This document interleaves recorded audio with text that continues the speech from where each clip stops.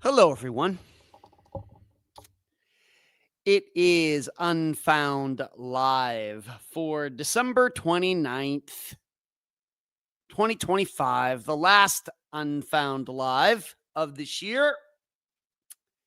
We've done 52 of them this year, if my calculations are correct, right? 52 weeks in a year.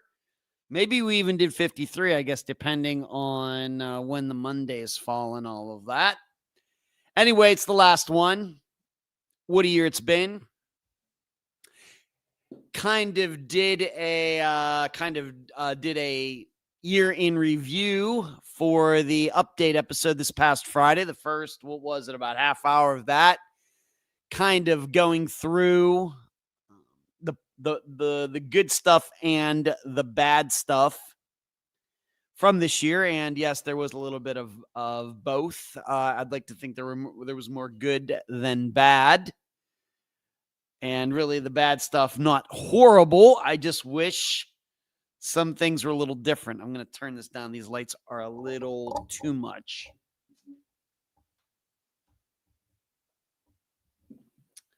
There, it's a little easier on my eyes now, and you can still see me. So, yes, once again, this is the last live show for 2025, as is usually the case, as is always, always the case. I have a fantastic show planned for you tonight. And you can see right there in the title for the live show tonight, the 3 items that I am guaranteed to talk about tonight. First of all, the Indiana Dunes 3. That is the 3 women who went missing from the Indiana Dunes State Park back in 1966. I realize there are a lot of permutations for those 3 women's disappearances, of course, still unsolved. I'll do what I can with it. Of course, we'll be getting into 60 years since they went missing this coming year, 2026. I don't think I've ever commented at all on their disappearances, so we're going to do that tonight. Also, you might find this interesting. I did a ChatGPT analysis of a recent crime story. And it was very, very interesting. And probably the most interesting part is that it seems that ChatGPT and I think very much alike when a certain type of police story is published. So I'm going to tell you about the news story, and then I'm going to tell you what ChatGPT had to say about it. It's all going to be a little deja vu all over again. Just something I decided to do, and I'm very, very glad that I did it. And also, I'm going to still do a little 2025 in retrospect, even though I did that for the episode this past Friday. I want to get into that a little more as well. But I do have other things on the agenda, should there be any time left. I think that you've learned when it comes to the analysis I do of these disappearances that I pick out for the live show, that usually takes up a lot of the time. So I will try to manage my time wisely to make sure I get to all 3 of the main items. And like I said, maybe we will have some time over where I can touch upon some other things. And of course, before we are done, I will tell you about this Friday's episode, the first disappearance that will be covered for 2026. And this is an old one. We haven't done, I would really have to check, but it's been a while since we really went back in the years. But we're going to do that for this Friday's. We're going to go the whole way back to 1975 for Friday's disappearance. But the circumstances and everything are going to sound very familiar to you. So that's all that needs to get done over the next hour and 55 minutes. While you are watching and or listening tonight, please consider supporting Unfound at patreon.com/Unfound podcast. It's right there on the screen. While you are listening tonight, if you are in the chat, you can hit the super chat button if you'd like to contribute that way. PayPal.me/Unfound podcast is another good way to contribute. And then also just by joining the YouTube channel where this show plays right now. Of course, it's playing on YouTube or on Facebook as well right now. But if you are on YouTube, you can hit the join button below and join that way once again. But sometimes it doesn't show up on certain applications, on certain devices. Just keep that in mind. I hope all of you had a great Christmas. I spent both Christmas Eve and Christmas Day doing work, to be honest with you. In fact, you probably heard in the episode that came out this past Friday, I even told you when parts of it were being recorded. And you heard about how I actually did some recording of the update episode on Christmas Eve. And then I even did some I think I finished it on Christmas Day. So I was working. It's not unusual for me. Given, for example, when I lived in Las Vegas, when you work in entertainment in Las Vegas, the show must go on. So I spent most of my years there working on Christmas Eve, Christmas Day, New Year's Eve, New Year's Day, July 4th, Easter, Memorial Day, Labor Day, all these holidays where most people get to take the days off. I worked for most of the years that I lived there. I mean, especially Christmas, especially at Star Trek, and then working the Magic and Rat Pack show. Those shows always played. Always. There was no shutting down except when from 2005 to like 2009, when I was working at the Magic show and the Rat Pack show, we did not do shows on Super Bowl Sunday of all times. We took that day off. That was it for the entire year. And even going back to my days at Star Trek on September 11th of 2001, that day, Star Trek was open. Even though that all happened before we opened that day, the attraction was still open that day. And I actually worked a swing shift. I remember it like it was yesterday. I remember exactly what I did that evening, where I worked, what position. In fact, I trained a new actor that evening. So coming back to the present, me working on the podcast, really not, and doing work or anything on a holiday, not unusual. In fact, I got to be honest, it almost at this point in my life feels more natural than getting maybe together with friends and family for these holidays. I'm just being honest. And really, when you're in entertainment and seeing the same people all the time, that really becomes your family. So when I worked at Star Trek and the other jobs in entertainment, it was work, but it really kind of felt like I was spending it with my family anyway. And just the way it gets. And if you've never kind of worked entertainment, maybe that would be a little hard to understand. So last week, Wednesday and Thursday, I just did podcast work. Of course, I did watch Christmas Vacation, and I watched Rudolph the Red-Nosed Reindeer, and I watched Lethal Weapon, and I watched Die Hard, and I watched A Christmas Story, and everything else. But I got quite a bit of work done this past week, and including, of course, the interview for this coming Friday, although that interview got done yesterday. So it was really a work week for me, but totally fine.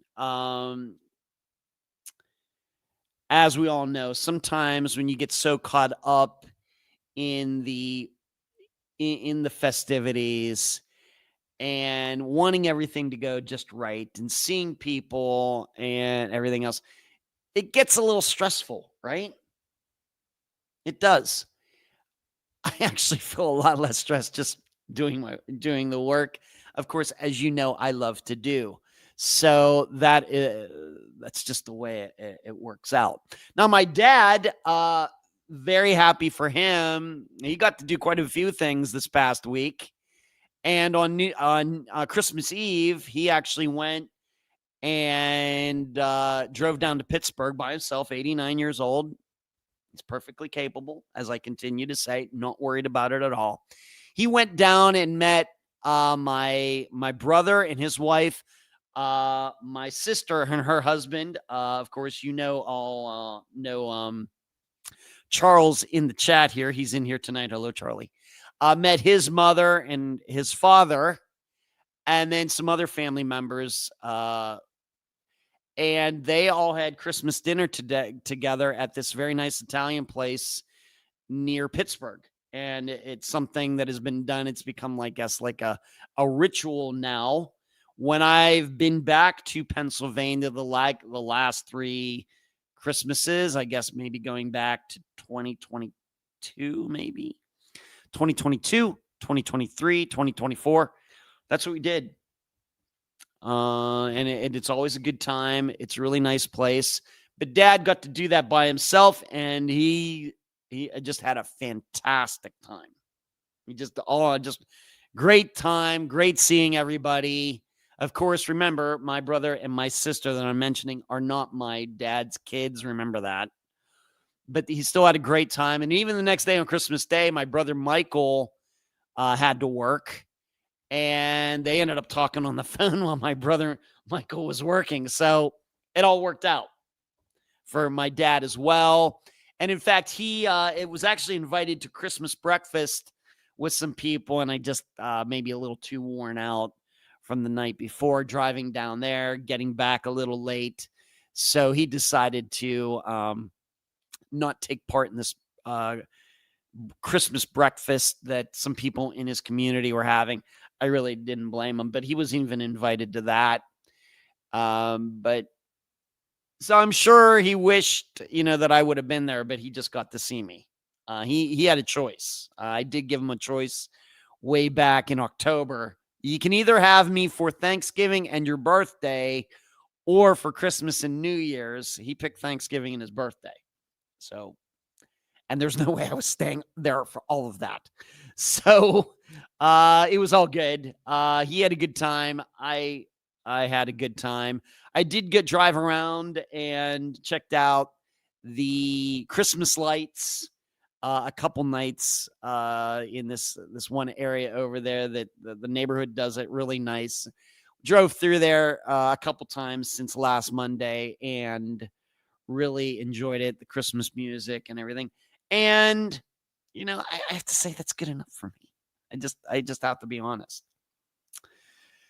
Now, for New Year's, of course, coming up in a couple days, I don't have any plans. I think my brother Brian and his wife might come over here to the neighborhood where they used to live, but there might be a weather issue and not rain, but it's supposed to get chilly here.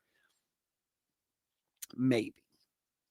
So that might influence whether they come over this direction. Now, if they come over to their old neighborhood, I'll probably go over. It's only 20 minutes away and hang out. I know some of the other people, of course, who live there, but I wouldn't go over there without Brian and Laureen being there. But if they don't come over, I'll probably just hang out here. I don't think, sometimes we have a New Year's Eve party in the building, but I've not seen any signs yet. So maybe that's not happening this year. I just don't know. I'll maybe cook myself a steak or go out and get something. I don't know. What I did do on Christmas Day is, just for the fun of it, I went and got Chinese food. Of course, in the movie A Christmas Story, that's where the family ends up at the end, not to ruin it for everybody. But I had decided a while ago, I'm going to go get Chinese food on Christmas Day, and I did. Unfortunately, I couldn't find any place here for whatever reason that does duck, which is what they get in the movie. So I ended up getting like pork and seafood and other chicken and everything combined. It was, by the way, it was spectacular. It was awesome. Very, very good food. In fact, I'm going back to that place. But that's what I did on Christmas Day in the evening. I went out, I recorded some. I went out and hung out at some place that was open for a little while. And then I went to the place and ordered and waited it for it to be done. And then I came home.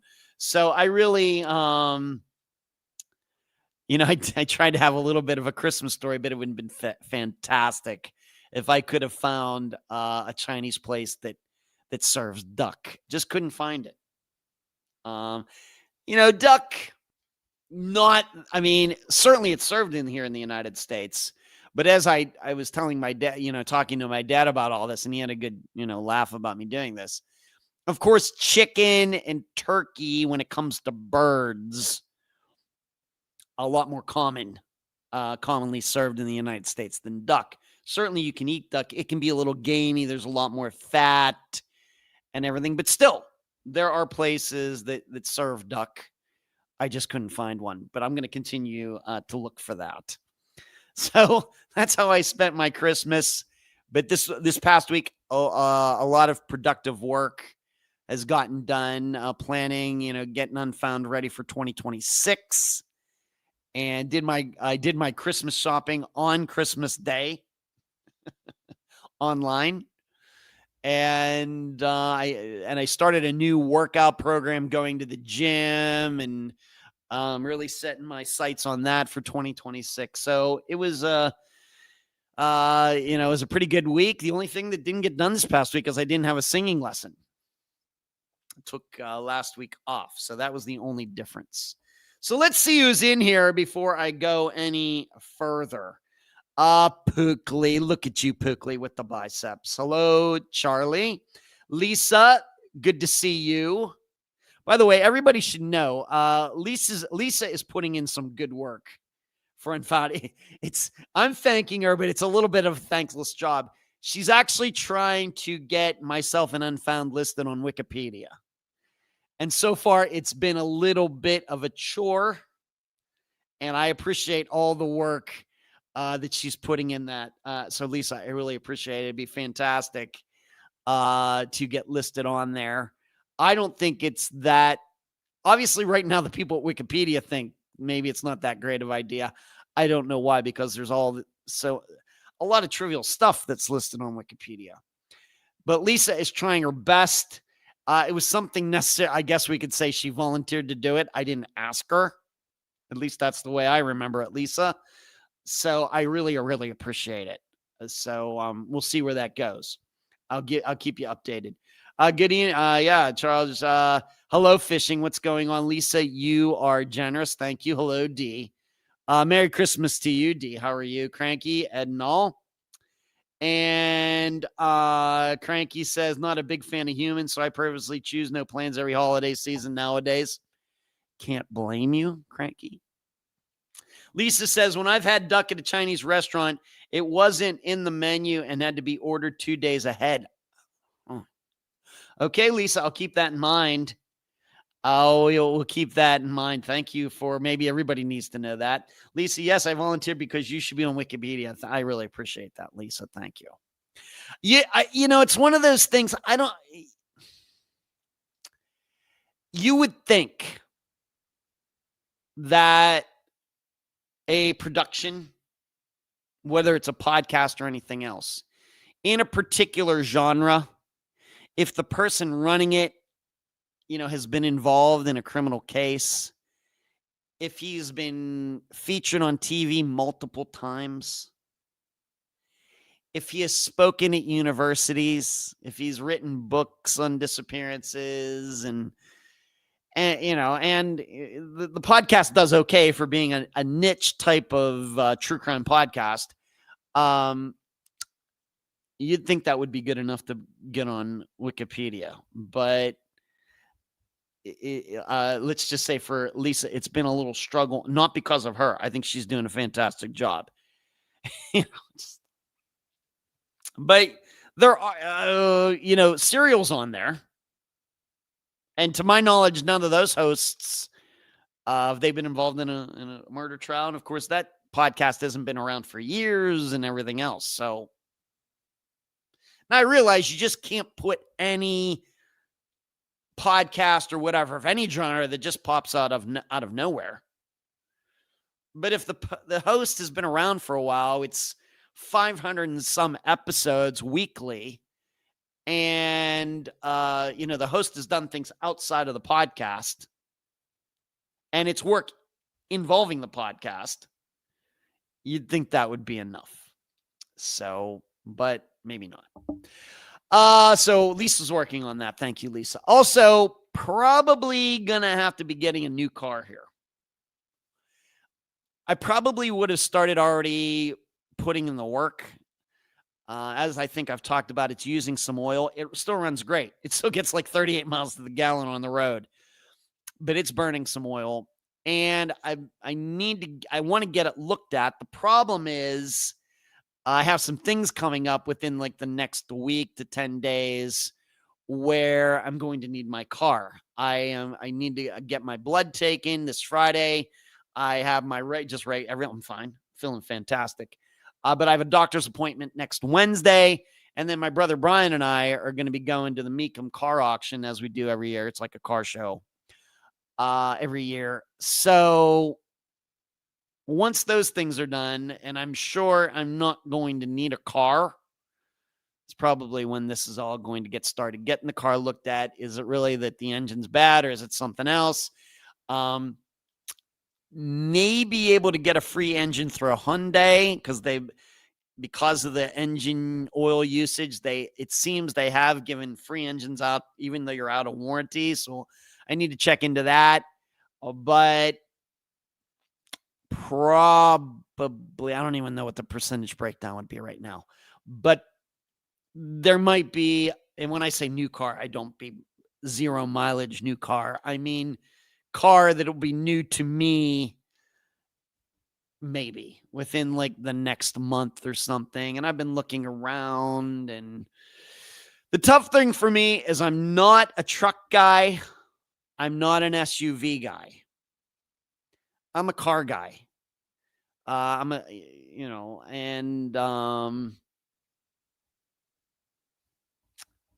So that we know how cars are a little out of fashion right now. So many people driving SUVs, even like Ford Motor Company, they only make one car now, and that's the Mustang. A lot of the other car companies are the same. So looking at that, I wouldn't say I'm overtly stressed about it, but I just,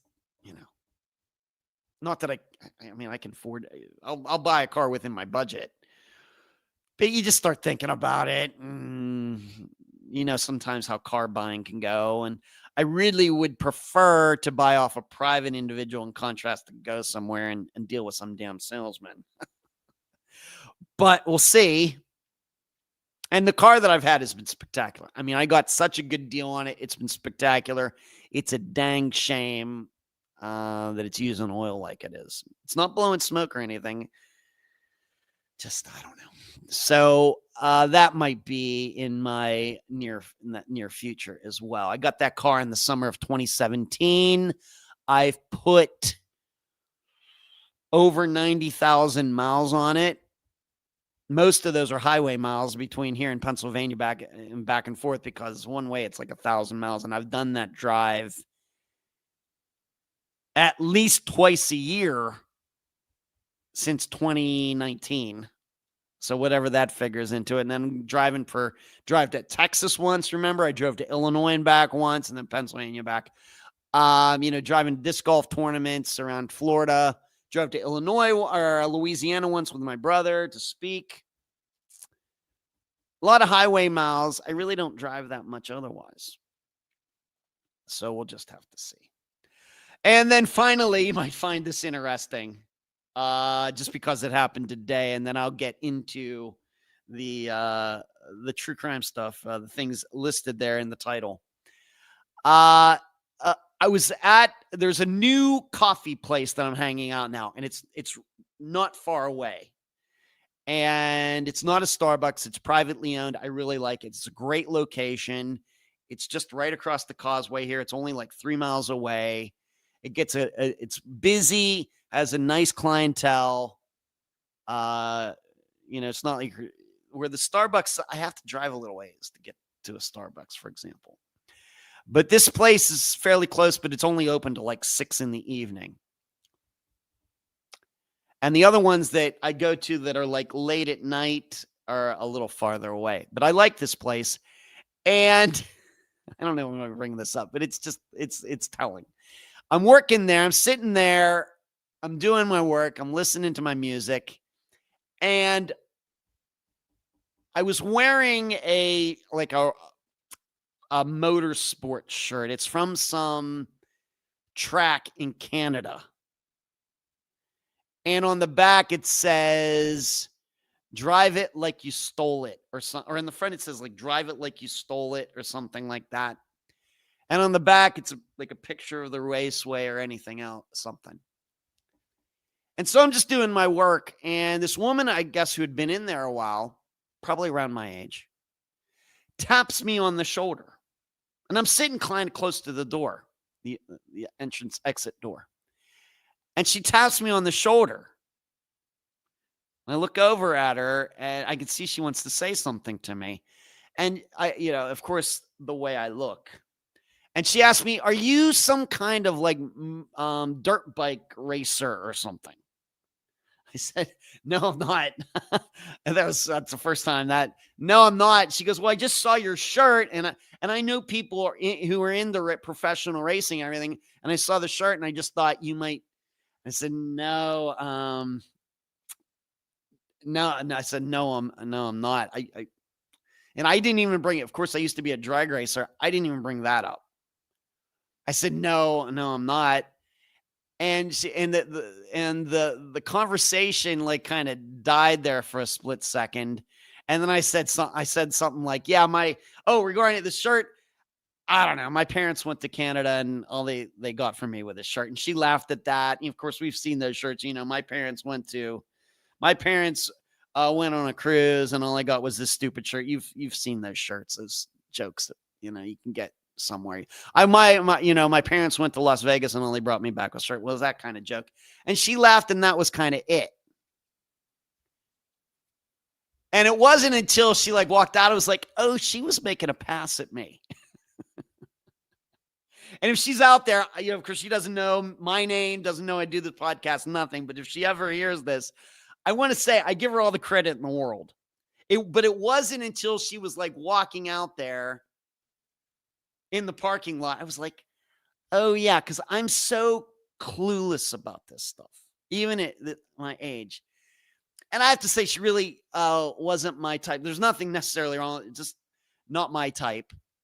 But it's like one of those things that this stuff doesn't register with me until it's like long gone. I was like, oh, that's what that was. Oh, she saw me sitting here by myself, just in the middle of the day. And of course, I don't, by the way, if you don't know, I wear no jewelry, never have, never will, ever. All right. To me, it's just all icky, weird. No watches, nothing. She might have thought, oh, no rings on his fingers. He's a single guy. And, and that was like, I give her all the credit in the world because that takes a lot of courage. Even as a guy, no. But I am just so clueless about that stuff. And I don't notice the subtleties and everything. And even if, like I said, even if I had, really wasn't interested. And that's the other thing that, in my mind, it's like I'm so locked into particular types, and it's just not it's just totally out of my mind. It just is. I know if I would be interested in getting to know a woman, in like 5 seconds. It's very quick for me. Yes or no. It's 5 seconds all you get. I know. But it was just funny that that doesn't happen to me too often. And it wasn't like I said, it was like a minute after she left, I was like, "Oh, she really didn't really care about the shirt. Oh, she wanted to see. Oh, I get it now." Like I said, I'm a little awkward. I'm a little introverted, socially awkward, even though I may not appear it on this.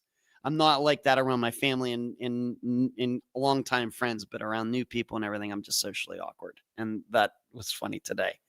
Yeah, woman made a pass at me, and I just was just totally clueless to the whole thing. All right, but once again, if she ever hears this, however that may happen, she did a fine job. I give her all the credit in the world. That takes guts to approach a stranger. And, of course, usually it's men that are in that position, even here in this culture and era of humanity. I think it's still expected for men to make the first move and things like that. Whether it's Gen Z, millennials, or whatever else, it's my perception. So any woman that does that, a lot of courage. So a lot of courage. All right, let's get to the agenda for tonight. And I will start right with by the way, hello, the cake. Hello, and Dee Dee, hello to you. Good to see all of you tonight. Thank you for making time. I know in the holiday times, you have kids at home and more things to do, more agendas, and people to see, things to do, maybe taking gifts back and everything. You're making time on this Monday night. I really appreciate it. Cranky. That's why I don't wear my band shirts and shirts with words on them outside of my home. It creates this unnecessary need for a search for social cues and extroversion. And very well be right that the shirt I used, if I had been wearing nothing, it wouldn't have happened. Very possible. Maybe. All right, let's talk about 3 women that I'm calling the Indiana Dunes 3 because they went missing from the Indiana Dunes in the state of Indiana. But interestingly, they were actually from Illinois. So we will start here. Miller, and I didn't, let me check here very quickly. Ann Miller, chopped off her name, did not put on it. Ann Miller and 2 of her friends, Patricia Blau and Renee Bruhl, drove to the Indiana Dunes State Park in Indiana on July 2nd of 1966, so just a couple days before July 4th, and we'll be coming up on the 60th anniversary of their disappearances. Miller left her home on Rockdale Circle in Lombard, Illinois at approximately 8 a.m., driving her 4-door 1955 Buick with Illinois license plate. She picked Blau up from her family's residence in Westchester, Illinois, shortly thereafter. Blau told her mother the women planned to return home early in the evening to allow Bruhl, B-R-U-H-L, time to prepare dinner for her husband. Of the 3, Renee Bruhl was the only one who was married. But they're all in their early 20s. Miller Blau picked up Bruhl from her home on the west side of Chicago, Illinois, and stopped at a drugstore to purchase suntan lotion. The women arrived at the Indiana Dunes State Park at approximately 10 a.m. Miller parked in the park's lot, and the women hiked to a spot approximately 100 yards from the Lake Michigan shoreline. A couple reported seeing the women leave their belongings on the beach at approximately noon and enter the lake together. That would be Lake Michigan. Wait, Lake Michigan? Yeah. The witnesses saw them speaking to an unidentified man operating a 14 to 16 foot long white boat with a blue interior and outboard motor sometimes after that. The couple reported their observations to a park ranger around dusk, so way into the evening, like 7:30, quarter to 8 in the evening, when they noticed that the women's belongings were still sitting unclaimed on the beach. The witnesses stated that the women went aboard the boat and headed west with the driver. The women have never been seen again. Miller left her denim shorts, a polo shirt, shoes, a white bathing cap, a comb, and her thermos bottle on the beach. The three women's belongings were collected by the ranger the night of their disappearance and stored in the park superintendent's office until 2 days later on July 4th. Blau's father called the police on that day, asking if anyone had seen the women. Now, that is just a partial of the what is documented on the Charlie Project. You should know that these disappearances are part of a longer Wikipedia entry that has to do with a guy who seemingly was involved in a lot of violent stuff, murders, if you want to believe that, and eventually did go to jail for, in fact, arranging for the murder of his brother. All right, so we have to keep this in mind. And these women were all working for like some stables or a racetrack in the Chicago area. And a lot of people involved in all of that were pretty dirty, very crooked. And like I said, eventually there was some violence within these circles. And these three women knew some of these people and in fact worked for them. So this all needs to be figured into when we start thinking about these disappearances. Also, there has been the allegation that did it have something to do, because two of the women, Blau and Miller, the ones that were unmarried, with no kids, I don't think, seemingly allegedly told friends that they were both pregnant and had gotten pregnant by married men. And so for a long time, even going back to after these disappearances occurred, stories started getting out. Well, did they go to that beach and then get on this boat because they were going to get abortions out on Lake Michigan?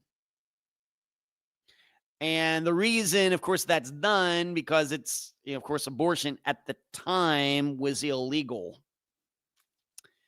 And so they would go out and to perform abortions out in the water where it would be harder to get caught.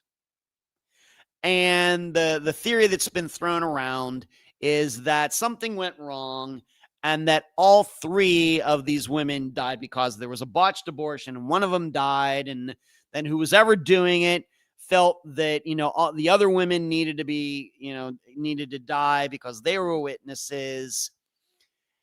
So there's been a lot of speculation over the last almost 60 years. And of course, when you have three women go missing like this, especially when you have witnesses who seemingly everybody believed and then they got into a boat and they went missing, you can understand. And then you add in who these women knew and or worked for in those circles. You can see why there was a lot of theorizing and conjecture and sensationalism regarding these three women's disappearances. But a lot of bad guys around these women. Certainly true.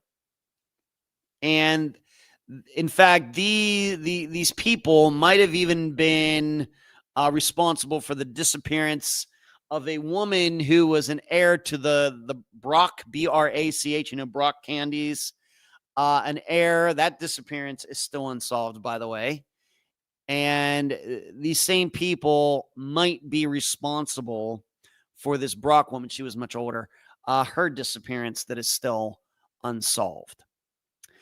Now, going into some other items regarding their disappearances, luckily, at the time that these women were there at this park in Indiana, remember, though, they're all from Illinois, and I'll get into the distances and everything eventually, that there was some guy out on the beach that day or in the area with an 8mm camera. Remember, this is well before video, that anybody had video cameras, maybe late 70s. This happened in 1966. Some guy was out there, I guess, with his family and doing some 8mm filming and caught some boats out on the lake. And there was one boat that maybe matched the description of these other witnesses who said they saw the three women getting into this white boat with a blue interior, whatever it was. Might have been the boat that was mentioned. But then there was also on the film another boat, I guess at a distance, of three women on a boat, like a bigger boat, a different kind of boat, a bigger boat with three men. So the first boat was like 14 to 16 feet long, but there was another boat on the film that eventually was used by police to see what was going on that was longer, about like 24 to 28 feet. And so the police tried to track either of those boats down, have never, of course, succeeded.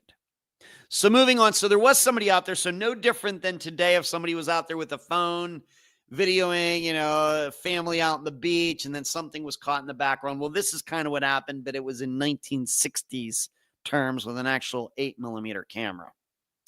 So the guy who was really the bad guy in this circle, his name was Silas Jane. He was suspected because he was known as being pretty bad. And like I said, he was involved in multiple crimes, including murder, including the death of his own brother. But after these three women went missing, he was joking around with police. Yeah, there's like three bodies buried on my property. But it's unclear to me if police ever really did check his property. But it's also been alleged that there was an employee of this Silas Jane guy who, once again, working in these horse circles, horse breeding, horse showing, horse racing. There was an employee of Silas's who allegedly had a blue-white boat that maybe, could be matched to the boat that these women got in that day. That has never been solidified. It's just an idea. That boat, though, eventually was destroyed in a fire. Was it destroyed in 1966 or 1970 or whatever? I don't know. But it does seem the Silas Jane guy, if he has any problems with anybody, rarely does he do the job himself. He gets somebody else to do it, pays off somebody else to do it for arson or a murder or whatever else. Silas Jane himself, it's not clear to me he ever actually himself was anybody actually murdered at his own hand. It's like Charles Manson. Everybody thinks, yeah, one of the worst guys, in history, in American crime history. Well, you have to remember, yeah, bad guy, but you have to remember he always got other people to do his bidding. This is kind of like with Silas Jane, it's kind of the same thing. So here is some things that would help me. Like I said, lots of abortion stories, abortions being done on boats. Did the women know something about other crimes? A lot of speculation that sounds very complicated to me. And I think the reason I've picked this one to kind of analyze for tonight, the last live show of 2025, is because it's a little bit like the work that I told you during the update episode from Friday, the kind of some of the work that myself and assistant Eric, have been doing behind the scenes regarding the disappearances of Teresa Hickman and Angela Westbury, who also went missing after getting on a boat. So there's that. This is not a coincidence that I've picked these three women to talk about tonight, because I've learned so much about Teresa and Angela's disappearances that I want to try to apply it to other disappearances that could be similar. And certainly Teresa and Angela died on a boat. And like I said, I'm hoping to do a series on all of that in 2026. But as you know, the way I usually do these analyses of these disappearances on the live show, I first go to, now that a lot of the facts have been, presented, what else would be helpful to know to analyze these disappearances? Things that it doesn't seem are out there. Now, maybe they're buried in some web sleuth thread or something, maybe. But going back, looking at newspapers.com articles about all of this and trying to read as much as I could within a reasonable amount of time, these are questions about the women and everything that still are on my mind that, to me, I could not find before I did this show tonight. I'd like to know, how often did they go to the Indiana Dunes Park? This Indiana Dunes Park that's right on Lake Michigan. It seems like a popular place, of course, during the summer.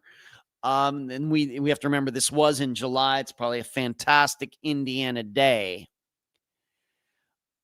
But this catches my eye because, remember, these women are from Illinois, and it's not like they were from right over the state line into Illinois from Indiana. They all lived on the average 70 miles from the Indiana Dunes Park. That sounds like a long way to go to the beach. And I say this as a guy who lives at the beach.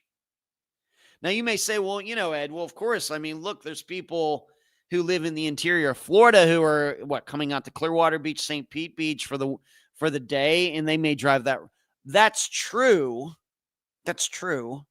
But the difference is that's their closest beach. These, they do have beaches in Chicago, and there's beaches all along between Chicago, along the of Lake Michigan, the whole way over to the Indiana Dunes Park. They didn't have to drive 70 miles to get to a beach. It would be like somebody, what would be a good example? Somebody in Florida living closer to the Gulf Coast and say, hey, let's go to the beach today. But instead, they drive the whole way over to the Atlantic coast. So instead of coming over here to Clearwater Beach, they go over to Daytona Beach. This is kind of what that's like. 70 miles seems like a long way to go to the beach when they could have driven just 20 miles to get to a beach. So I'd really, really need to know, did they do this often? Was this the first time they were there this summer? Had they gone there the summer before? How often did they go to the Indiana Dunes Park? Really need to know that. It's unclear. I'd also want to know, hello, Amy. I'd also want to know who knew they were going there.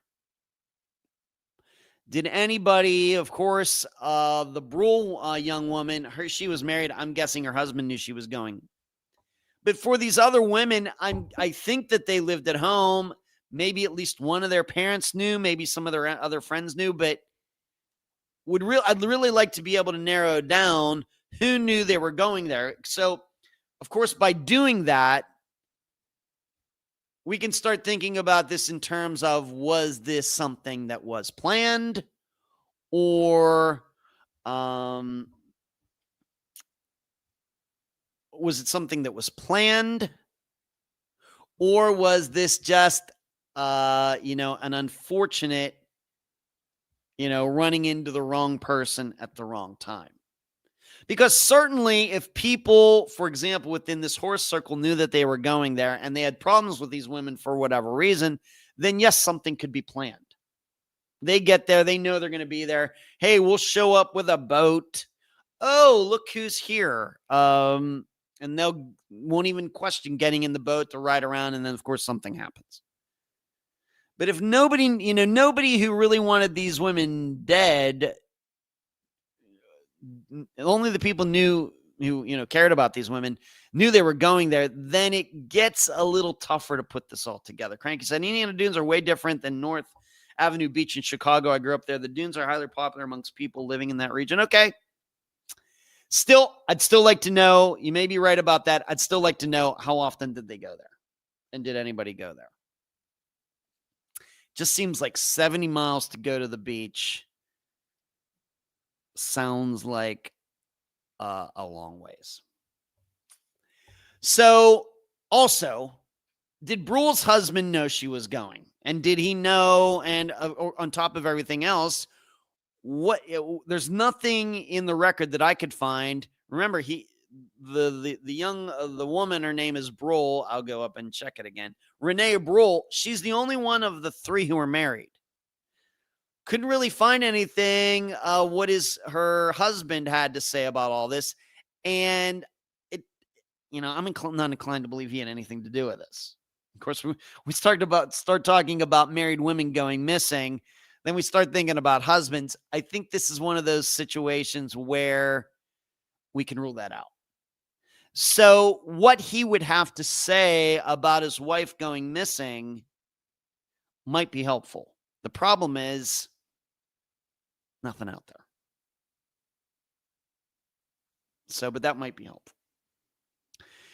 And also, if it is true, now, as I've already stated, it seems that at some point, two of the women, Ann Miller, whose profile on the Charlie Project is which one I'm using, but there is a page for Patricia. There's also a page for Renee, but it's all basically the same thing. But there was talk out there after they all three went missing that Ann and Patricia, the two unmarried ones, were pregnant, and allegedly they had told people that they were pregnant. They had gotten pregnant by two married guys.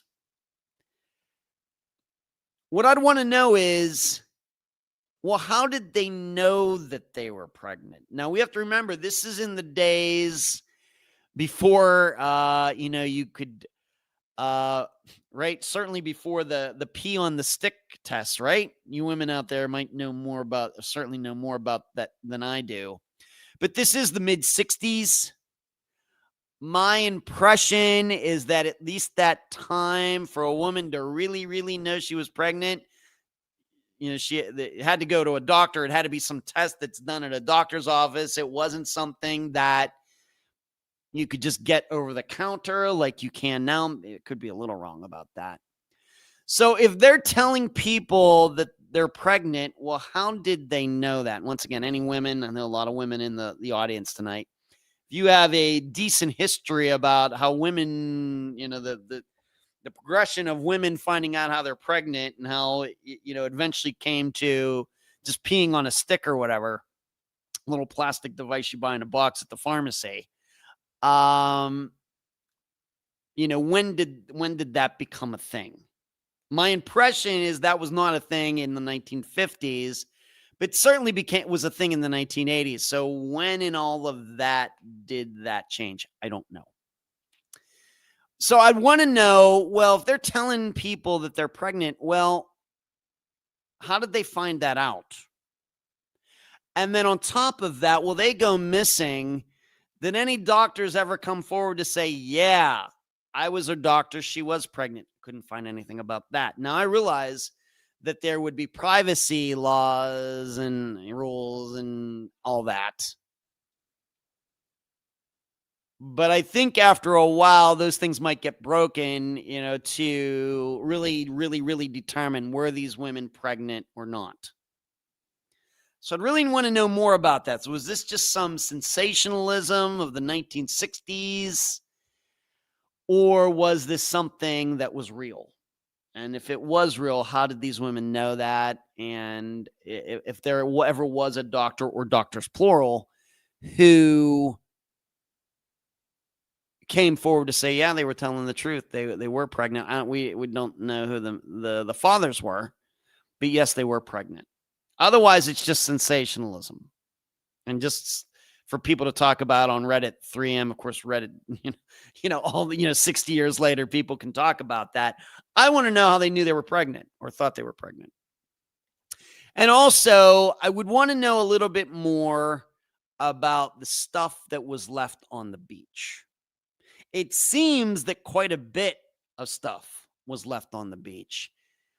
Of course, when it comes to abortions, back then, had to pay in cash. I would want to know if there was any money, their purses, and things like that left on the beach. And I'm going to get more in the complexity of this in a moment. Was any cash found among their stuff on the beach? Because it's obvious to me nobody came around and took anything, as I stated. It seems like all of their stuff that was left on the beach was still there at the end of the day.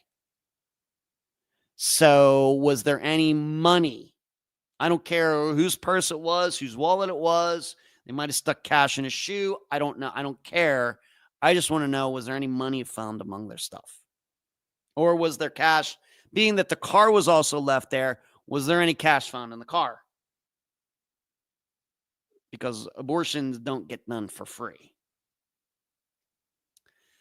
So those are some things that I want to know. So my analysis, now that I realize that there are, of course, some holes in all of this that I think would really help us analyze these disappearances and really put ourselves on that beach that day at that time. Here's my analysis. I will stay what I said before. I realize I don't live there. Cranky's saying something a little bit different. But still, 70 miles to go to the beach in another state seems excessive. But if I were to find out that that was like the third time that summer they had been there, or the previous summer they had gone there 7 or 8 times, then I guess it's not. But I'd really want to, it just seems excessive. Also, the problem we have is we only have 2 witnesses. Now you should know something. July 2nd of 1966 was a Saturday. It was July 2nd. I guess it was a pretty nice day, being that they drove 70 miles to go to the beach. And it doesn't sound like, I didn't go back and check and see what the weather exactly was for that day. But you would think that if, as Cranky is saying, I'm not arguing with Cranky. In fact, I'm agreeing with her or him, that probably was a popular place. It's a Saturday. It's noon on a Saturday on July 2nd. And only 2 people saw those 3 women get into a boat.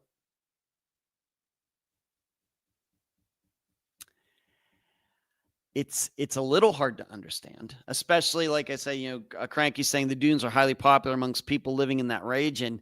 How is it that only that 2 people then saw that? This is a problem. We are going by just 2 witnesses when our perception is that, given, if it was a Wednesday, then maybe we could understand that.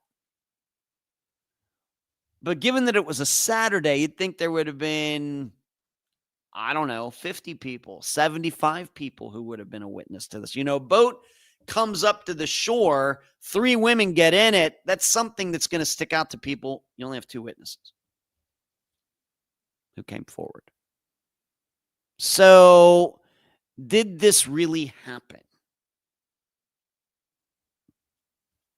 It has to be in the back of our minds. Also, the way it's described in the Charlie Project, and I even went and found some articles that were written at the time just to make sure that things were consistent. It's clear to me that they were in the water when the boat pulled up. And it doesn't sound like they went back to the beach to get their things or leave something behind or anything. It seems, the way the stories are written, that they were in the water, the boat pulls up, they automatically get in the boat. And see, this is why it goes back to, was there was there any cash or anything, being that I talked about that a couple minutes before? Was there any cash or anything left on the beach? Of course, them being out in the water with cash doesn't sound like the smartest thing to do. It's going to get wet and everything. Everybody knows that. But it does give the impression that they didn't think they were going necessarily anywhere. They didn't think that they were going to be gone for very long. And that this was a kind of a spur of the moment thing. In contrast to, they know somebody is showing up and they're kind of just waiting on, they went out in the water, but now, we know somebody's coming to get us at noon and we're going to wait here. We're going to put our things together because we're going to go with this person. It's two distinctly different scenarios. Now, if they were in the water and somebody showed up, then they went back to get their stuff, then went back into the water, okay. But in multiple places, it's pretty clear. They're in the water. They just automatically got in the boat. So that sticks out to me as being unusual.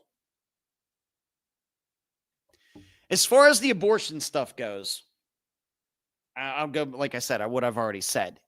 How did they know they were pregnant in the first place? We don't know. I think that's important. If it were, if this was something we were talking about in the 2000s, obviously a woman privately by herself could go to a Walgreens or wherever, Walmart, get one of those home pregnancy tests, and nobody would know she ever did, especially if she's paid cash. Nobody would ever know. And so when it comes, she was telling people she was pregnant. Could be she could have gotten one of those home pregnancy tests and tested it. I just don't think this would be possible in the 1960s. It would seem to me some medical professional would know. We don't know anything about that. Need to know more about it. But on that note, if this was the plan, let's just say it was. Oh, yeah, we're going to go to the Indiana State Dunes. Some guy connected to Silas or somebody else is going to come pick us up because we're going to get these abortions. And we're going to go out in the middle of Lake Michigan and get this done. This just sounds like, I realize it was illegal at the time, and I realize abortion law, Roe versus Wade. I'm not going to get the politics of it. And I realize recent Supreme Court decision, everything. I'm not getting into that. Not touching that. But was that really a thing? I mean, I wasn't born until 1970. But was it really a thing that people were so afraid, women who wanted to get abortions, they were so afraid of getting caught that doctors who were ever really going out on boats and doing them out like in the Atlantic Ocean or in the Gulf or it sounds a little fantastical. I'm not going to say it never happened. But bodies of water have waves. And I think waves would be the antithesis of what you'd want getting an abortion done. That sounds like something where everything needs to be really, really still, to get it done just right. That seems like a risky procedure, and it is a risky procedure. Women can die from that, even today. You're telling me they couldn't, being that I guess they knew these shady guys, whether these guys were maybe they were the fathers of these kids, if this even happened, if these women were even pregnant. I have doubts on that, by the way, as you can tell. You couldn't just go into Chicago. I mean, they lived in Chicago. There was no wink, wink, nudge, nudge, abortion clinic in Chicago at that time. Really?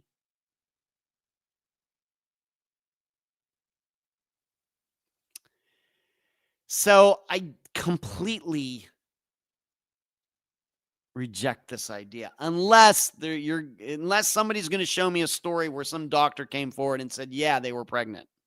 Now, Kathleen, hello, Kathleen. In the 1960s, you had to get blood drawn at a doctor's to test. Thank you, Kathleen.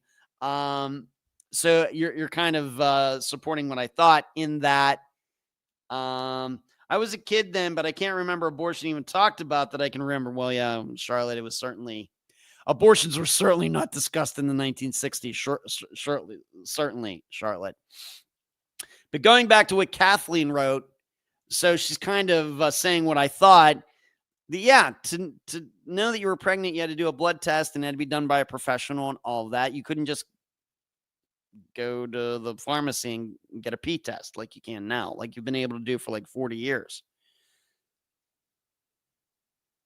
So how did they know? All right. Moving on. I'm here to I certainly believe that these women were killed. But it's just not clear to me that this was planned. It's not clear to me this had anything to do with abortion. It's not clear to me that this had anything to do with the horse stuff. It all seems very, very circumstantial. It all seems like, theories looking for facts. It sounds like a lot of confirmation bias. It just does. Not to mention, if this was some prearranged thing where they were going to go over there and then a boat was going to get them and take them somewhere, why would anybody do that on a Saturday? As I just stated a few minutes before, you would think July 2nd, it's getting near July 4th. July 4th would have been the Monday. As you know, not to brag, but I live on the beach. I know how busy it gets out here on July 4th, or the days leading up to July 4th. It gets crazy. And where I live, it's actually pretty quiet compared to where actually Clearwater Beach is to the north. And so whoever arranged, we're going to just pull a boat right up to the shore for everybody to see these three women get on this boat, and then we're going to kill them. That sounds like a bad idea. Now, it seems to have worked out, given that only two witnesses, came forward. It seems like it worked out, but that sounds like a bad plan. Especially when you have all of these other choices. If you really do want to, take these women somewhere and kill them, you have all these choices in the world, but no, instead, you're going to take them off the beach on a Saturday, on a beautiful Indiana Saturday on Lake Michigan with a boat. Bad idea. They got away with it, but I don't think anyone would plan that if they really wanted to get away with it. Something to think about. I would also say you should know something. The two boats that were in the film were never tracked down. Neither one of them. Now, what also seems unlikely to me is that somebody would kill three women and then get rid of two boats in the process. Now, this is noteworthy. Now, this is going back to why I think these disappearances, why I wanted to talk about them tonight. They caught my eye. I said, man, it's a good way to finish out 2025. Once again, due to the work that has been done so far with the disappearances of Teresa Hickman, Angela Westbury. If you don't know them, just look them up on the Charlie Project. This has been a pretty big project that's been going on behind the scenes here at Unfound. And it's like I will continue to say, it's been a little mind-blowing. But you should know, I don't think I'm giving too much away here. Teresa Hickman and Angela Westbury certainly got on a boat. Certainly. In fact, Teresa Hickman's father was there when they did so. They went missing, but the boat existed at least a few years after that. And I'm telling you, Teresa Hickman and Angela Westbury aren't alive anymore. But the boat itself, I'm not sure where it is now. We might even find that out. We might figure that out. That would be fantastic. But the boat was certainly around at least a couple years after. So even though these two women went missing, they were surely murdered. Once again, not to give too much away. But that boat was fine. What was it with these two other boats that allegedly had these women on it? You're saying that they killed three women and to get away with it, they destroyed two boats. That sounds, once again, doesn't sound impossible. It just sounds unlikely. Hello, Chad. How are you tonight? Good to see you, Chad. Thank you for making the time.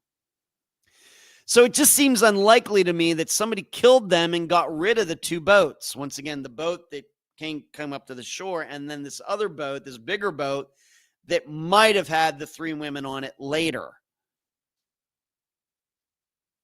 Boats aren't cheap. Those are some pretty expensive murders right there. So it's just somebody killed them and got rid of the two boats. It seems unlikely. So moving on. Now, is there a counter argument to this? Yes, there is. And that would be coincidentally 3 murders that happened right here in Tampa in, what was it, late 80s into 1990. And that was the murder of a woman and her 2 daughters by a guy whose name is Oba Chandler. I'm guessing some of you have heard of him. This happened, 20 some years before I ever moved to the Tampa area. But Oba Chandler was a bad guy. Was a bad guy as a kid, bad guy as an adult. Unfortunately for these 3 women, the mother and her 2 daughters, they came across Oba Chandler. And he invited them to go out on his boat for a sunset cruise. And he had written some things on a piece of paper here, go here and I'll take you out for a cruise. He took them, hello, Amy, Oba Chandler. He took them out on his boat, then tied concrete blocks around all their necks and threw all 3 of them into the Tampa Bay. He had never met them before. Ever. It was just an unfortunate encounter. Where if they'd have run into any other guy that day, pretty much these women would have lived at least past that day. Maybe not be alive, I don't know, disease and car wrecks and everything else. But they would have certainly lived past that day. They just happened to be swindled, be conned by probably the worst guy in Florida at the time.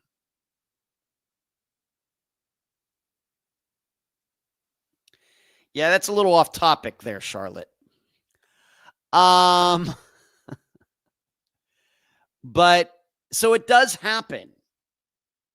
So could it be that these 3 women back in 1966, once again, they also got fooled? They're playing around in the water. Some bad guy in a boat sees them, just pulls up, says, "Hey, how are you? What's going on today?" And of course, he doesn't know. He's not worried about everybody seeing this because he's not sure if he's going to be able to pull it off or not, but he does have it in his mind. And he goes, well, if things don't go, I can just bring him back to shore. But so it can't. So he does. He's sly enough, picks them up,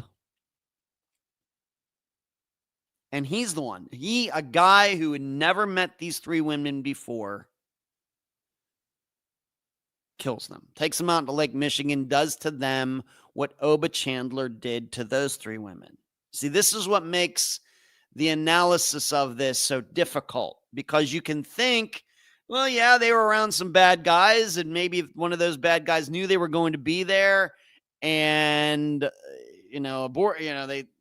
because once again, these guys were involved in a lot of crime. Did these 3 women know something? We have to get rid of them. Well, we'll fool them. We'll get them out in this boat, and then we'll go out to Lake Michigan and we'll throw them overboard. Certainly couldn't happen that way. The problem we have is, like I said, the counter argument to that would be there is a very well-known situation where just a stranger rolled up on 3 women, killed them, drowning them. And you should know the 3 women were eventually found in Tampa Bay, dead. And a couple years later, Oba Chandler was finally, he was finally identified, and it had to do with his handwriting, and there was a palm print. And then eventually with his DNA, after he had already been, we put him to death here in Florida. After he was on death row for a while, but it was after I moved here that they finally executed him. But after he was executed, they had his DNA, and they actually showed eventually that he had murdered another woman, I think before these three women. So he was a pretty bad guy. Cranky, let's see here. Let's see here. Very sad, Charlotte. Yeah. Cranky, well, obviously we live in a world where certain psychopaths find an allure to committing acts of evil, boredom, misfit. That's true, Cranky, but it's rare. We have to remember, once again, the stats are very clear.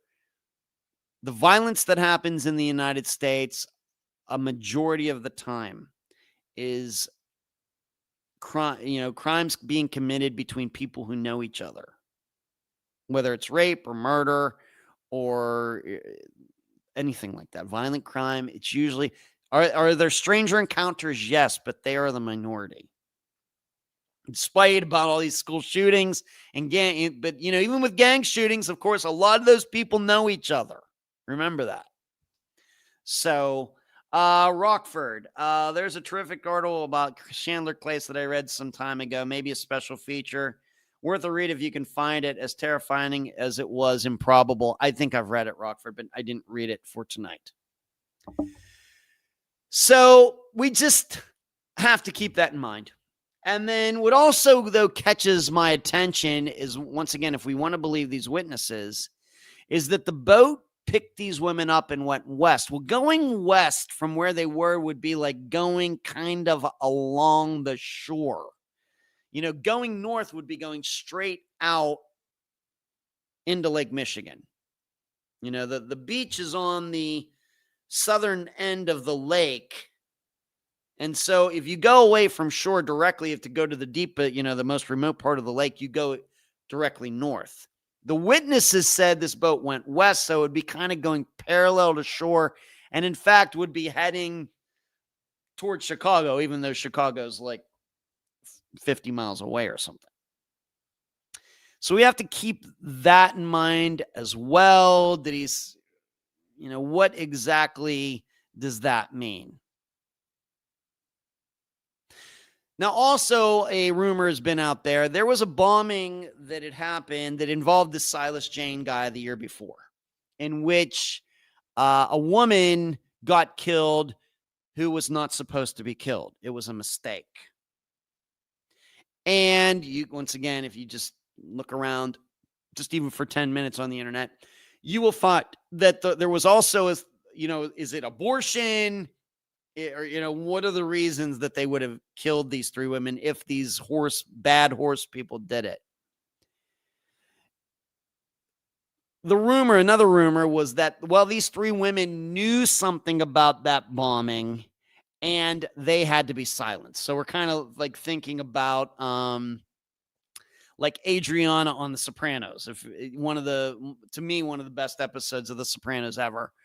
I'm going to give it away, where one of Tony's henchmen, I forget his name now, Silvio, gets Adriana, and he convinces her that he's taking her to see Christopher, who's in the hospital, when really he's taking her out to the middle of nowhere to kill her, because they now know that she's an FBI informant. Once again, The Sopranos. Sorry if I'm ruining it for everybody, but that's one of the greatest Soprano episodes ever. And then when she suddenly realizes what's going on and she's crawling away from the car and everything, it's so good.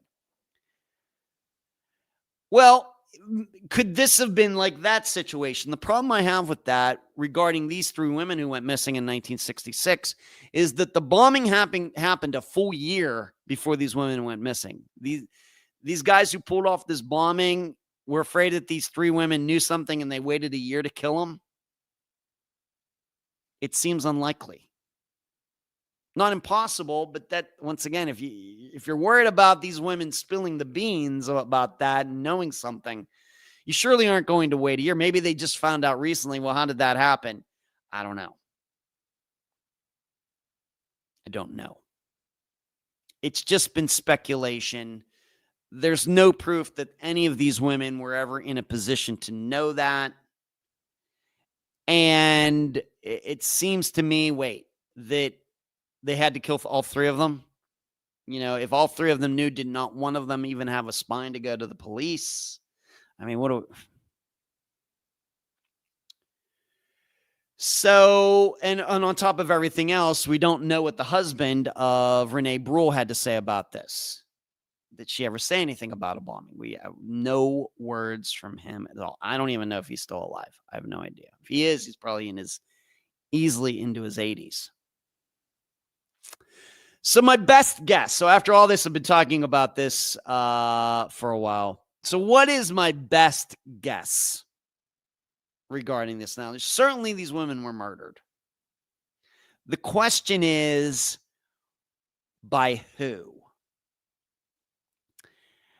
I could not rule out, of course, given Oba Chandler, and I think just thinking about this from a statistical point of view, I can't rule out that this was just a random act of violence, because the problem I have is if this were something that was planned,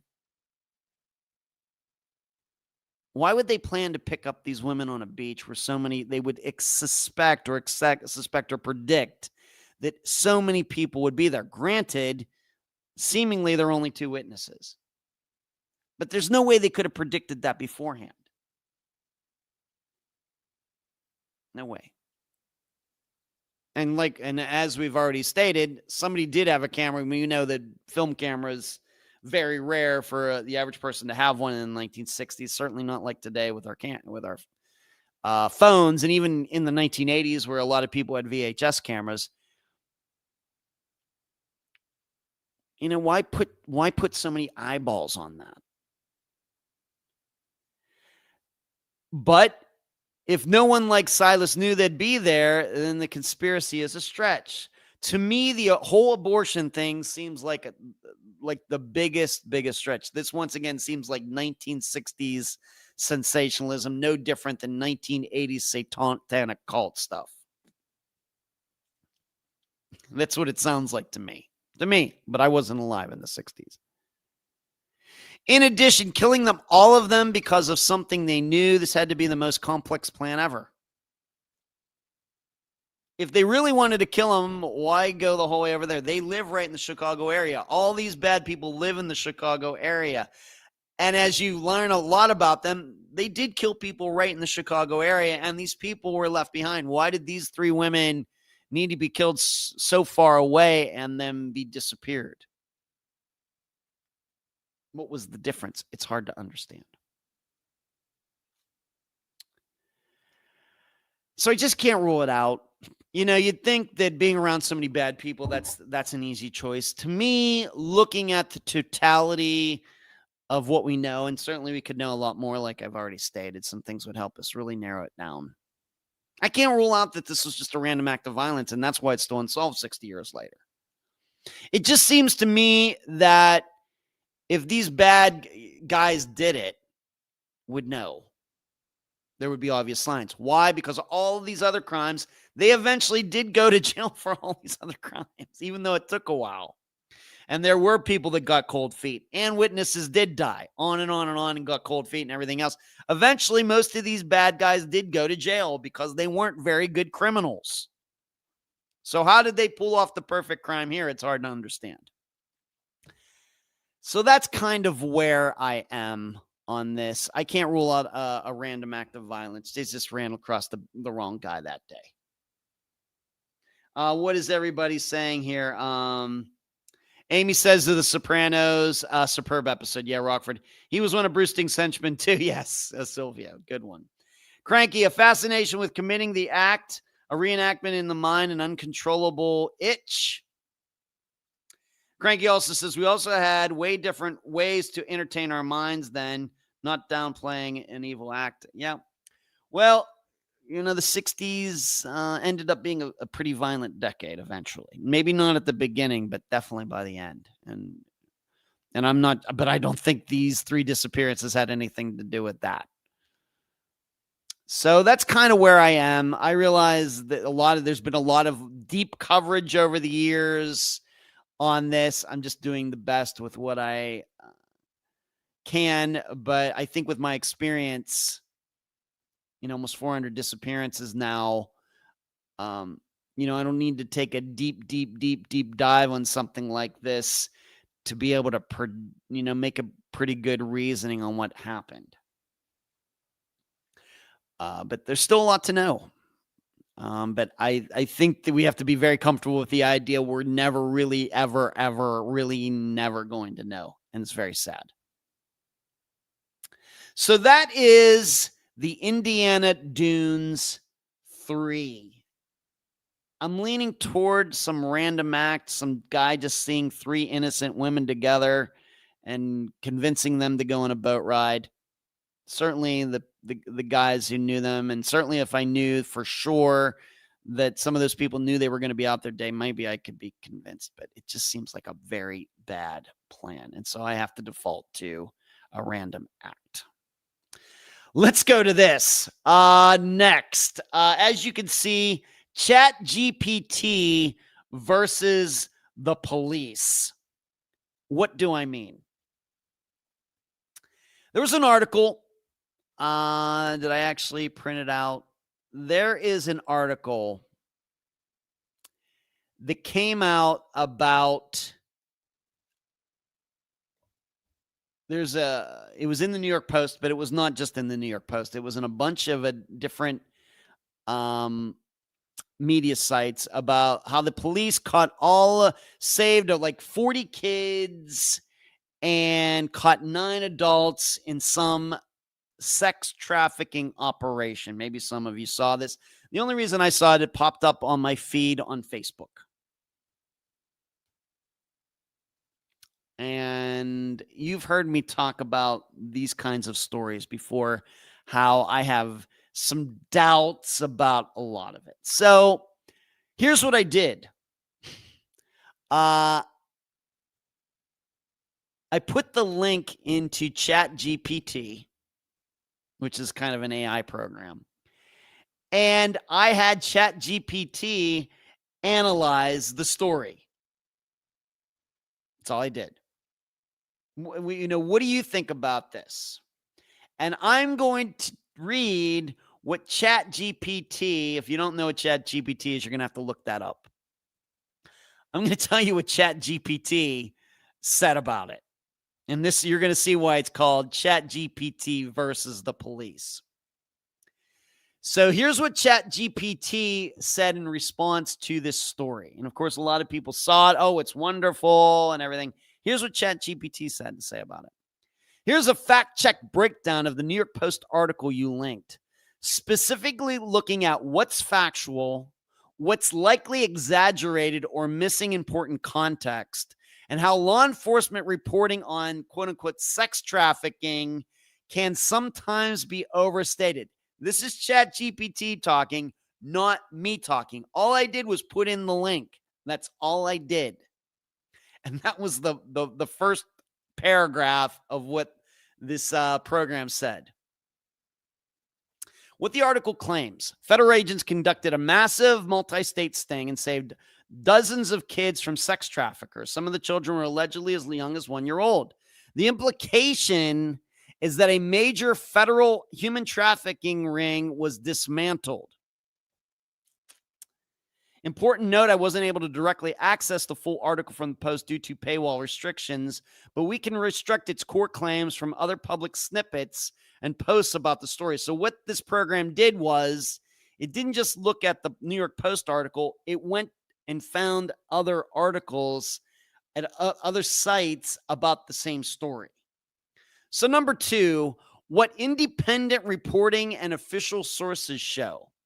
At this time, I could not find corroborating coverage from major independent outlets like AP, Reuters, Washington Post, CNN, etc., confirming a single massive multi-state federal operation that rescued scores of kids from sex traffickers as described by the Post's headline. Instead, mainstream reporting on actual recent operations shows operations that did occur around this time frame: Operation Home for the Holidays, Local and regional stings arresting suspected buyers or traffickers, such as a San Diego operation, a New Jersey undercover sting.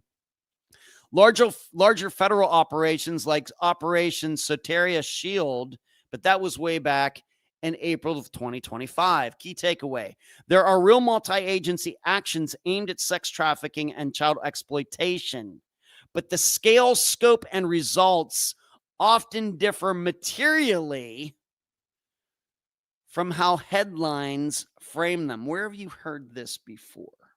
From yours truly. Number 3, common ways reporting can exaggerate claims.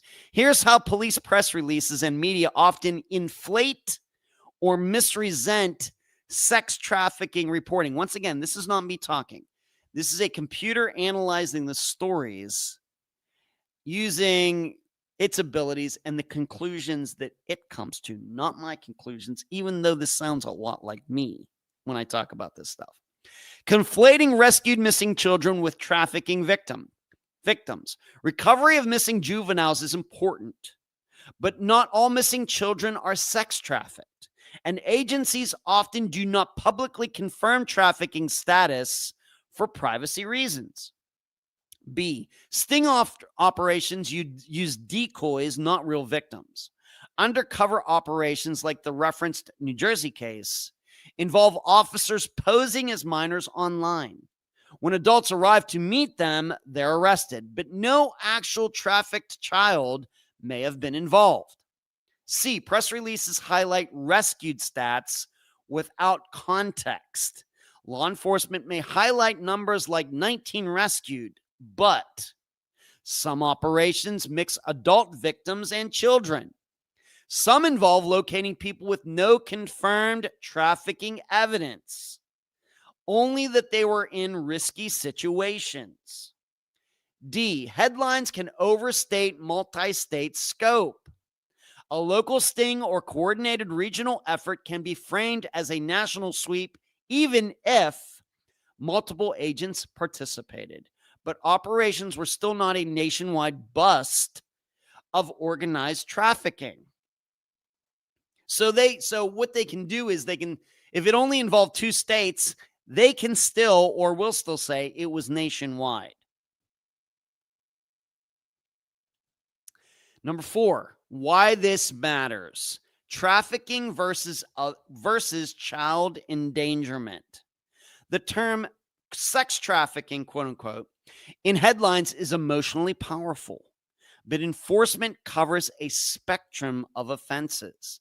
Human trafficking involves force, fraud, or coercion for sex or labor.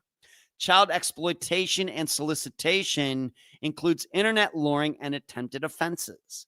Missing juvenile recovery, not necessarily evidence of trafficking. Each has its different legal definition, and media often blurs them together. This can lead to exaggerated perceptions of a sweeping federal crackdown when the reality is made up of separate, smaller operations with different focuses. Number 5, how to evaluate these claims yourself. When reading articles about quote-unquote sex trafficking stings, check for official source confirmation, DOJ, FBI, DHS press releases or statements. Number 2, clarification whether recovered youths were confirmed trafficking victims. Number 3, independent reporting, corroboration outside the outlets themselves. Number 4, distinction between undercover decoy results versus actual victims. And the bottom line is this: law enforcement frequently conducts anti-trafficking operations and arrests traffickers and buyers. But headlines claiming massive multi-state busts with dozens of rescued kids often lack independent confirmation and can blur missing children with confirmed trafficking victims. In addition, media framing, especially by tabloids, tends to use emotionally charged language that can exaggerate scope and impact. Now, I know that over the doing this show, I haven't used a lot of those exact words, but what have I told you? That these stories are exaggerated. And I think the one that I keep going back to, maybe from a couple years ago, was a story out of Arizona where they were making, all this big deal, about all these children being rescued and everything. And it turned out that only one of them had been taken by force. One. I think there was maybe 19 underage people. Only one of them had been taken by force. The other ones had run away. They were, maybe, custodial interference, things like that. But when it's played up in the media, the police, look at all these kids that were rescuing from sex trafficking. It's not sex trafficking. I'm going to keep saying it. It's one of the most, it happens, yes. But it is so overblown. And the way I am, once again, I realize that not everybody thinks and looks at these things this way. But I get suspicious when the police feel they need to make these announcements. Can they not just do the work? Something like this happens, and suddenly they have this big press conference. And, there's one cop at the dais or the lectern or whatever they call it, at the microphone, and you got 10 cops lined up. Shouldn't all of they be doing something? Are there not any drunk drivers out there? Are there not any speeders out there? Is there not any domestic violence episodes happening right at the second? They got all these cops lined up behind them. I'm always thinking, do you really need to do this? It just feels so self-aggrandizing, doesn't it? And it's been feeling like that for me for a while. Can't you just do your job? Do you have to do a press conference? And you know how it goes. They get up there, one says, and we'd like to thank our partners with the thing. And then, everybody's kissing everybody's ass. It doesn't need to be done. But they do it anyway. That they do that tells me something. And I look at it, I've gotten to the point where I look at a lot of this like when you see those big drug busts, and they stack the bricks of cocaine or the bags of weed, and all the cops are standing in front of it and how proud they are. As much as I am anti-drug, none of that makes a dent in anybody doing any drugs in the United States at all. Zero. Yet they'll get up there and get their photo op and everything else, to make it look like they're doing something. They're not fixing the problem at all. Yet they'll get up and just look at each other and say, look how great we are. You're not stopping anything.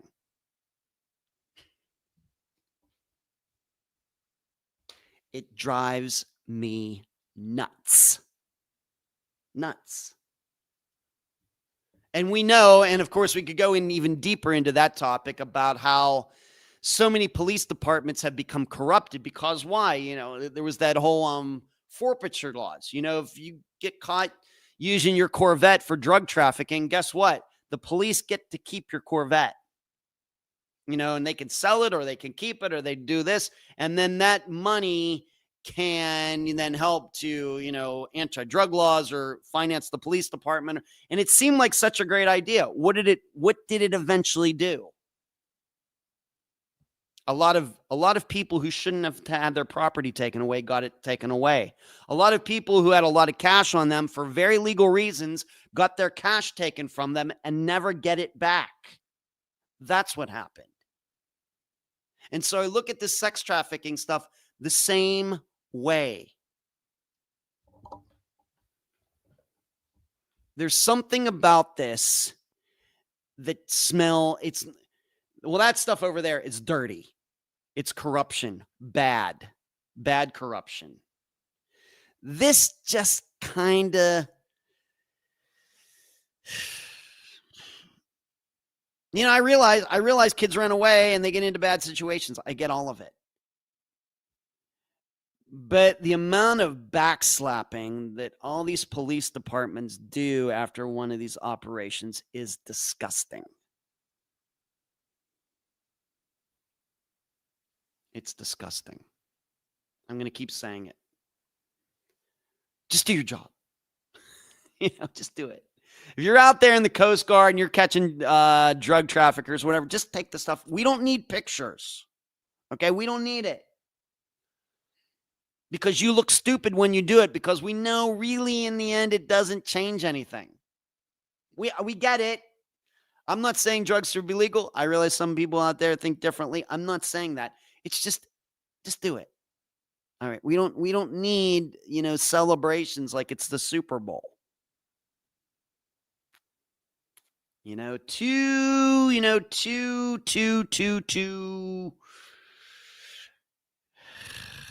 Because I will continue to insist the human ego can't take it. When you start getting up there and you start slapping each other's backs and everything else, the human ego can't take it. It's the reason that back in the Roman times when generals would come back from battles in which they won, they would have, servants whispering in their ear, "You are but human. You are but human," or something like that. To keep their egos at bay. Just too much self-congratulation. It's just.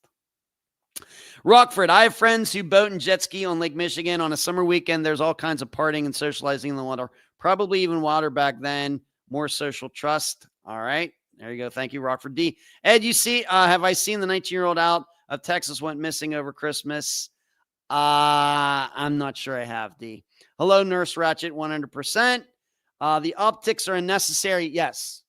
The optics are unnecessary. Now, Amy, if you can see that, and I can see that, maybe even some other people in this audience tonight can see that, why can't the police see that? I just think they need their love too much. And I will continue to say this. As much as I do this podcast and I'm trying to help and I've done some good work and everything else, you know what? I don't ever, even though I have been, I don't need to be thanked by the guests at all. The podcast is going to get done one way or the other. They don't need to put me on a pedestal. They don't need to send me a fruit basket. Nothing. I'm going to continue to do the podcast. But it seems the police do need that. And that's a problem. Rockford D, the San Antonio case, great example of what Ed is describing. The media is discussing her area as being known for human trafficking, but ignoring her recent breakup and mental issues. Yeah, I'll have to look into it. Probably saw it, just not ringing a bell. Cranky, so they take pics to show they're worthy of keeping their jobs. Yeah. Yeah, absolutely. I cannot stand any type of good old boys clubs. It may be some of that. It's just, is this really what we mean by public servants? Is this really what we mean? Because, the other issue with this is we know how police departments are. If you've been listening to Unfound for 9 years, we know how they really are when they're not in front of the camera. What are they? Oh, well, he's an adult. We're not going to take that. We're not doing that paperwork. He's an adult. He can do what he wants. You think they're ever going to do that on camera? You ever think they're going to do that in front of a microphone? You ever think they're going to do that in video with some family with a no, but we know they do.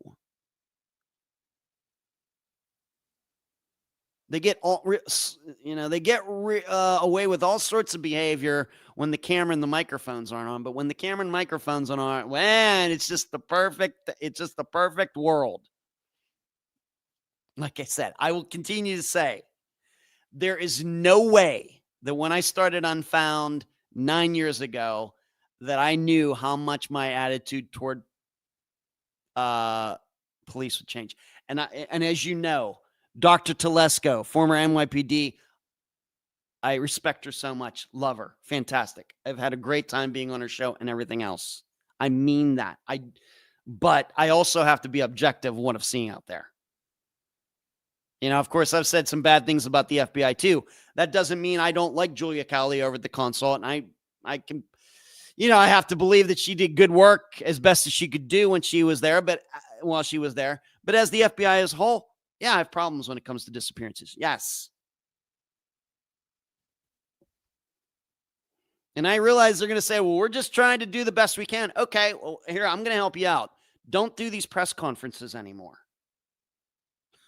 All right, that's going to make everything better. Hate it. It's too much. And especially when I know how, once again, I've never been a cop. I don't know why I look at these things this way. I don't know how many Americans, look at this way. And I realize maybe some people, when they hear me talking about this, man, Ed is crazy. But then I put that story into ChatGPT and I realized it's a computer program. It can get things wrong and everything else. But really, I've used it for quite a few things after I subscribed, a few months ago, like for working out, for eating, for my singing and everything else. And you know what? It gets quite a bit right. No wonder so many people are losing their jobs to AI. So when it comes to this, I have to believe when it analyzes this particular story, I have to believe that it's getting it pretty close to being right. And it turns out that AI is just as doubtful about all this stuff as I am. And certainly it can process a lot more information than I can.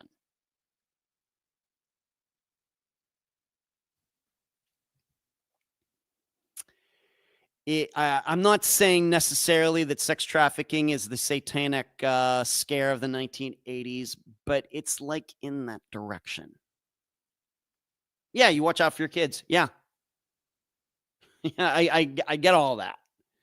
But what I also think I know is if you're worried about your kids, you should be much more worried about the the adults that your kids are running into occasionally than worry about your kids getting snatched off the streets and being sold and then ending up in Guatemala. But we don't want to talk about that. We don't want to talk about, the things that are much more likely because that's kind of stuff hits too close to home. It's easy to talk about sex trafficking because it's a faceless enemy. It doesn't sound very personal. But when you talk about child issues and child abuse and everything, and you start talking about maybe some teachers or your Boy Scout leaders or your Little League coaches, then people, that makes the people uncomfortable. And people may start tuning out. Well, I don't want to hear about that. I just want to believe it's some scary, faceless sex trafficker out there. I don't want to believe that maybe some of the people right around me could be harming my kids. Well, then it's no wonder that it continues.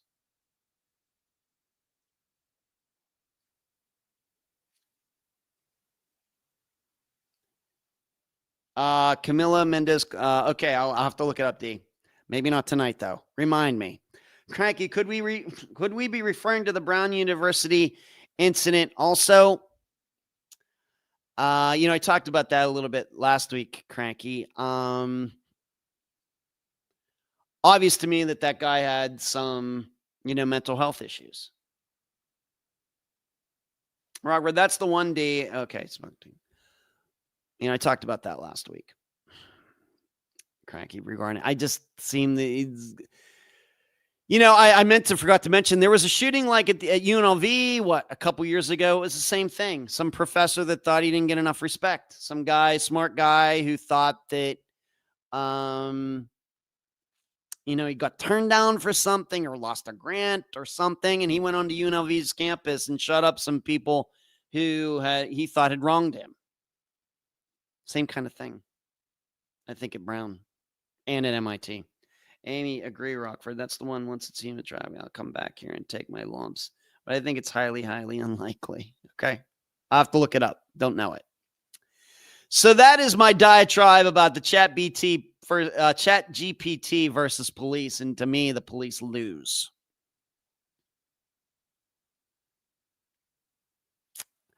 I realize that due to our natures as humans, we want to be fearful. It's something that's probably, if you believe in that type of thing, evolution, I'd believe some of you believe in creation or somewhere in between or whatever, creationism or whatever. But there's something about the human psyche that always wants to be fearful and wants to think negatively and believe the worst. And in addition, when we think we are convinced of something, we want to believe it's out there somewhere. It's easy to blame our problems on something out there than maybe ourselves or things that are very close to us. And that's why these people who skew all of this stuff get away with it. And really, but the problem is, the problem continues. This is no different than the smiley face killer hoax. All that serves to do is to keep us away from the real problem, which is, college-age students drinking too much. That's all it does. It keeps the real problem going. Doesn't fix anything. Because it's the smiley face killer, you can't fix it because it's not real. And likewise, when it comes to sex trafficking, the way I think too many people understand it, they want it fixed. It can't be fixed because it's not really what it's described to be. It's really not. Certainly a lot of bad things being done with kids out there. And certainly there have been a lot of people, of course, there's a movie about it. There's certainly a lot of money to be made marketing that sex trafficking is this huge, big business and everything else. But as I stated a couple weeks ago, there is a group out there that is trying to portray itself like they're jumping out of airplanes and saving kids, American kids in third world countries or whatever they call them today. That is not happening. So, there you go. What else? Is there anything else that I need, being that Rockford's in here, I do need to make an update on something, and I'm glad Rockford emailed me about it regarding the update episode at Alan White. That actually, I guess somebody did file a FOIA on Alan White's death, and in that FOIA, it says that Alan's death was a violent homicide. So I guess it's official that he was murdered. But then the question is, 5 years later, and it's still not solved. So I just wanted to thank you, Rockford, for sending me that. Missed out when I was going through everything, preparing for Friday's episode. But Alan White, once again, the guy went to the gym, was supposed to go home, didn't go to the gym. Eventually, his car was found near some college campus in Texas, and his body was found dead on the campus, I guess in the woods or something. And it has been classified as a violent homicide. I'm just amazed they haven't found the perpetrator yet. You'd think it would, be pretty straightforward. He went to meet somebody. Well, how could he have arranged that through his phone? I wonder. So I wanted to update you on that. Of course, the update episode was long. And as far as 2025 in retrospect, just once again, really proud that the database got done. That's going to be a big issue in 2026. I'm telling you already.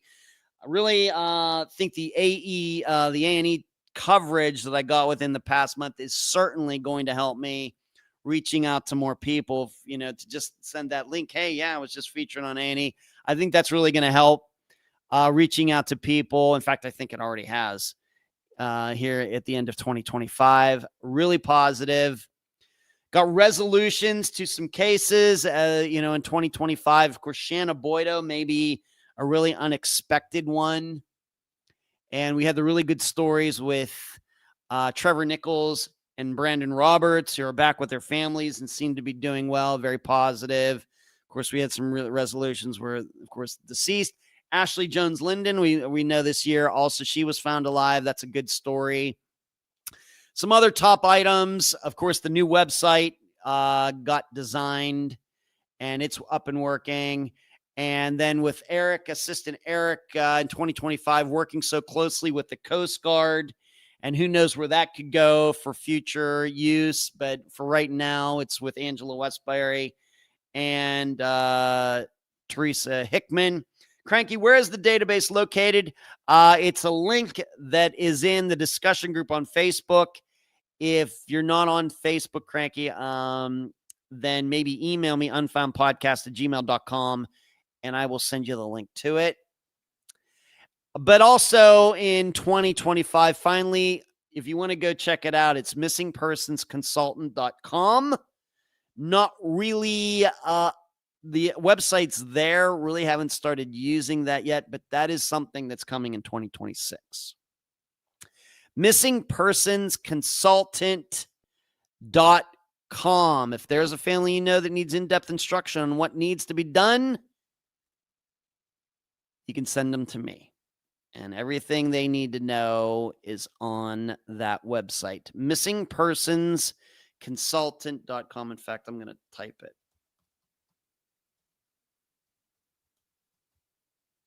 Get that right. Can I type? Yes, I can type. There you go. If anybody wants to check that out. So I think I got covered everything that I said I was going to cover tonight. Oh, there was this story also about, once again, sensationalism. Is there a serial killer in Houston? They're pulling all these bodies out and everything. I'm not saying murders don't happen in Houston, but there's surely not a serial killer. But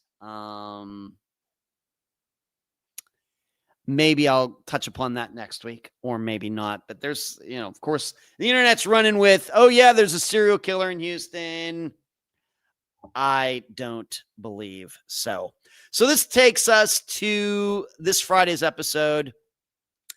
We're going to Staten Island, New York, for the disappearance of Sylvia Lewalski. She went missing on September 6th of 1975. And the interview is with her best friend at the time. Her name is Mary. Mary did a fantastic interview yesterday, and there will be a map video for this one. Sylvia was engaged. 1975 was a spectacular year for Sylvia. She graduated from college with a biology degree. She got engaged. And it was just, she was having a good time with Mary. Everything seemed to be going fine. And she was engaged. She got engaged that summer of 1975. And on that evening of September 6th, she and her fiance went out to dinner seemingly, and then they went to a movie. But after the movie, the fiance says that he and Sylvia got into an argument while they were in the car after the movie. For some reason, he never did explain what the argument was about. She jumps out of the car,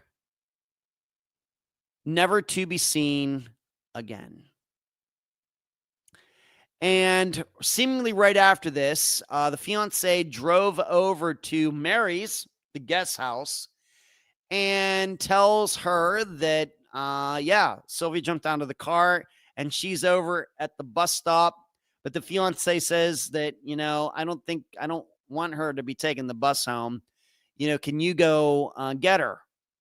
So Mary and her father went to try to find Sylvia at the bus stop, and they rode around the rest of the night. They never could find Sylvia. So if you want to look that up, very strange last name in that it starts LW. It's Sylvia Lwowski, Lwowski, Staten Island, New York, September 6th, 1975. And the interview is with her best friend, Mary. That's all I got for you tonight. Thank you so much for taking time tonight, devoting some of your holiday season time to watching and listening. We'll do this all again in 2026, next Monday. Who knows what I'll talk about next week. Everybody keep your heads on swivels out there. Do not become a victim. Do not end up on my podcast. Charlie, I hope you and the boys had a spectacular Christmas. I wonder what you guys are doing for New Year's. And you're welcome, Rockford. And that is it. Everybody have a very safe New Year's. Capital S, safe. Good night.